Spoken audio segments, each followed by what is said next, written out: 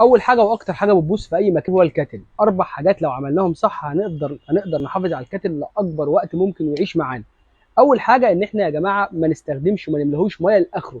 دايما نستخدم الميه على قد الاستخدام اللي احنا يعني على قد المعيار اللي احنا هنستخدمه هنحط ميه، ما نملهوش ميه على الاخر.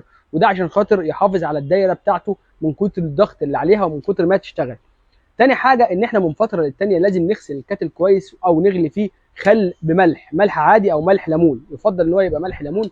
بس من فتره للتانيه حتى لو كل اسبوعين ان احنا ممكن نملى نصه ونغليه، نسيبه يغلي شويه بالخل والملح، هينضف جدا ويرجع من جوه جديد خالص.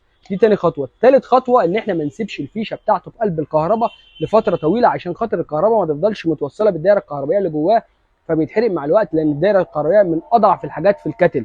فان احنا لازم ان احنا ما نسيبش الفيشه، ان هو نروح نستخدمه ونحط الفيشه بتاعته في الكهرباء. اخر خطوه بقى هي ان احنا ما نسيبش الميه في الكاتل على طول، يعني ما ينفعش الكاتل نفضل سايبين فيه الميه باستمرار. لا، احنا بعد ما نستخدم الكاتل وبعد ما نستخدم الميه نفضي الميه اللي فيه، وبعد كده ممكن نسيبه فاضي او ننشفه ونسيبه، او ممكن نسيبه مقلوب كده ان هو يصفي الميه اللي فيه. ده لو هنبيته طول الليل ونرجع تاني يوم نستخدمه نحط فيه ميه عادي.